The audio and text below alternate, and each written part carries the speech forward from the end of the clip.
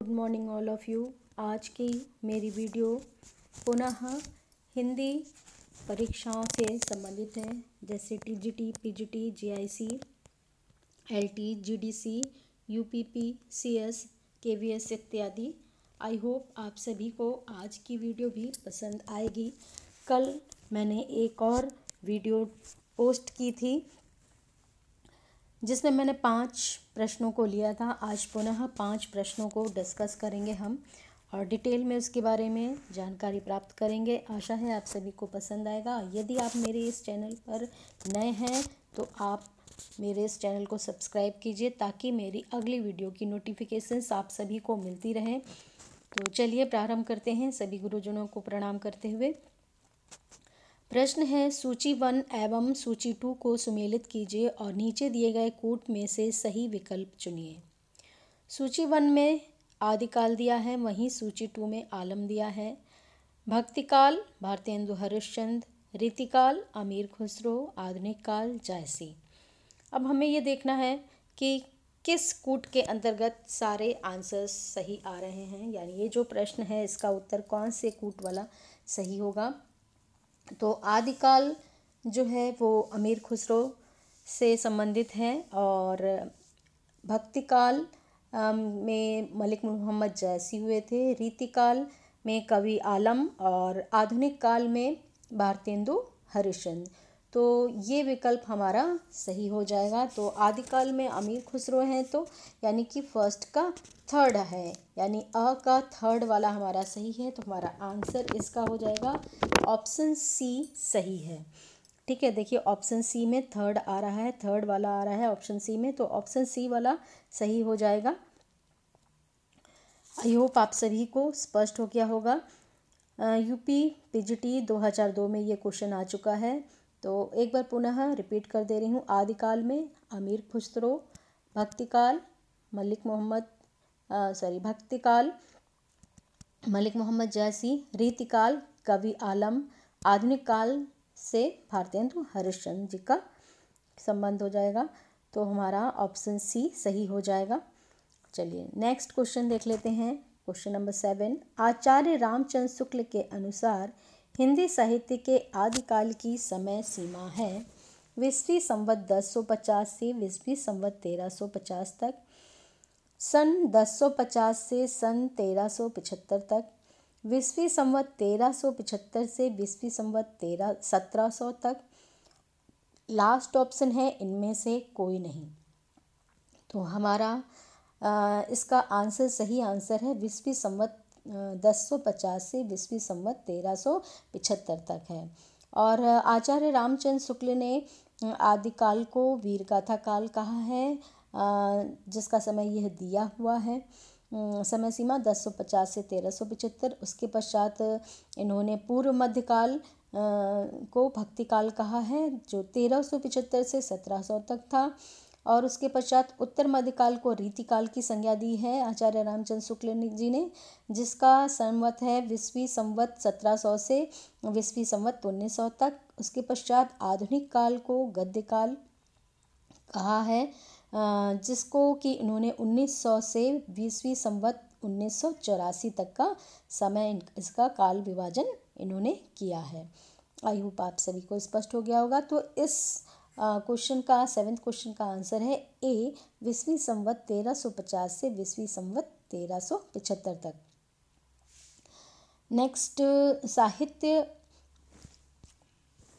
हिंदी साहित्य के इतिहास को व्यवस्थित रूप देने का श्रेय किसको है। हमारा नेक्स्ट क्वेश्चन है, हिंदी साहित्य के इतिहास को व्यवस्थित रूप देने का श्रेय किसको है। शिव सिंह सरोज, आचार्य रामचंद्र शुक्ल, जॉर्ज ग्रियर्सन और मिश्र बंधु। तो हिंदी साहित्य को व्यवस्थित रूप हमारे आचार्य रामचंद्र शुक्ल जी ने दिया था और इन्होंने शुक्ल जी के द्वारा वस्तुतः काशी नागरी प्रचारणी सभा द्वारा प्रकाशित जो हिंदी शब्द सागर की भूमिका के रूप में लिखा गया था, और फिर इसे बाद में आगे जाकर के बदल दिया गया और इसको विस्तृत करके एक स्वतंत्र ग्रंथ का रूप दे दिया गया। यानी आचार्य रामचंद्र शुक्ल जी ने हिंदी साहित्य का इतिहास नाम से ग्रंथ की रचना की थी, जो कि शब्द सागर की भूमिका के रूप में था, लेकिन बाद में इसको एक स्वतंत्र ग्रंथ का रूप दे दिया गया। नेक्स्ट क्वेश्चन है हमारा, तो इसका आंसर आपका आचार्य रामचंद्र शुक्ल हो जाएगा। और साहित्य जनता की चित्तवृत्ति का संचित प्रतिबिंब है, इस पंक्ति के सही लेखक हैं, माफ़ करिएगा क्वेश्चन सीरियल नंबर थोड़ा आगे पीछे हो गया है, पहले 9th आ गया था, अभी 8th है, कोई बात नहीं।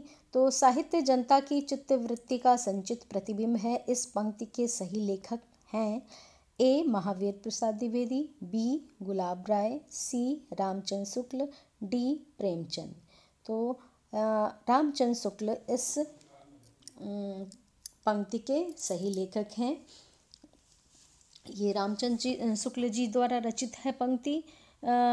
यह पंक्ति मूलतः नागरी प्रचारणी सभा द्वारा जो प्रकाशित हुआ था, हिंदी शब्द सागर ग्रंथ, उसकी भूमिका के रूप में लिखा गया था। और ये कथन जो है इसी ग्रंथ से संबंधित है, जिसकी कि अभी हम लोग पिछले प्रश्न में चर्चा कर रहे थे, हिंदी साहित्य का इतिहास। और ये हिंदी साहित्य का विकास नाम से ये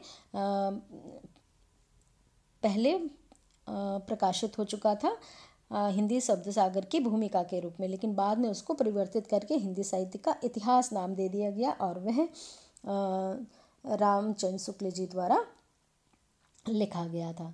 तो आई होप आप सभी को स्पष्ट हो गया होगा। नेक्स्ट क्वेश्चन है हमारा, the modern vernacular literature of Hindustan, Hindi साहित्य के इतिहास ग्रंथ के लेखक का नाम है। A George Grierson, B Garcin de Tassy, C William Wordsworth, Acharya Ramchandra Shukla. तो हमारा आंसर होगा इसका, पहले हम देख लेते हैं, डिस्कस कर लेते हैं।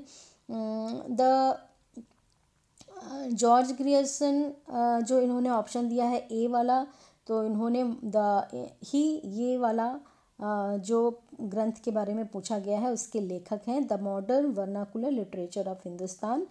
तो इस ग्रंथ के लेखक हैं जॉर्ज ग्रियर्सन। और जॉर्ज ग्रियर्सन के बाद में गारसा दत्तासी का आया है। गारसा दत्तासी ने इस्तवार दलाल इत्तेत्यूरेंदु हिंदुस्तानी नामक ग्रंथ की रचना की थी। और आचार्य रामचंद्र शुक्ल जी ने हिंदी साहित्य का इतिहास नामक ग्रंथ लिखा था।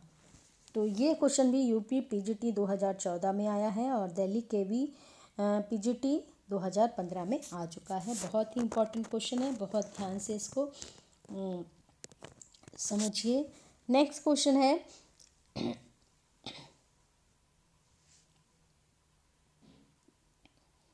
हमारा भक्तिकाल का नाम पूर्व मध्यकाल किस आचार्य ने दिया है। तो भक्तिकाल का नाम पूर्व मध्यकाल आचार्य डॉक्टर नगेंद्र ने दिया है, पहले ऑप्शन में दिया है उन्होंने। बी में डॉक्टर राम कुमार वर्मा ने, सी में आचार्य नंद दुलारे वाजपेयी ने, और डी में आचार्य हजारी प्रसाद द्विवेदी ने। तो किसने दिया है ऐसा पूछ रहे हैं। तो हमारा इसका आंसर सही हो जाएगा आचार्य हजारी प्रसाद द्विवेदी ने। भक्तिकाल का नाम पूर्व मध्यकाल आचार्य हजारी प्रसाद द्विवेदी जी ने दिया है। और रीतिकाल को आचार्य हजारी प्रसाद द्विवेदी ने उत्तर मध्यकाल नाम दिया है।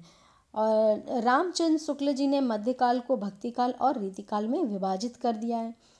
वहीं यदि जॉर्ज ग्रियर्सन की बात करें तो 1400 ईस्वी से ही भक्तिकाल की उन्होंने शुरुआत मान ली थी, और ये उचित भी प्रतीत होता है। भक्तिकाल का जो नामकरण है उसके संबंध में कोई विवाद नहीं है, है ना। क्यों? क्योंकि भक्ति तत्कालीन साहित्य का आंतरिक भाव है। तो भक्तिकाल का नाम जो है पूर्व मध्यकाल जो है वो हजारी प्रसाद द्विवेदी जी ने लिखा था। आई होप आज की यह वीडियो आप सभी को पसंद आई होगी। आज भी 6 इम्पोर्टेंट क्वेश्चंस मैं आप लोगों को इस वीडियो में लेकर के आई थी। आशा है आप सभी को पसंद आया होगा। यदि पसंद आया है तो लाइक, सब्सक्राइब और शेयर ज़रूर करें। बहुत बहुत धन्यवाद।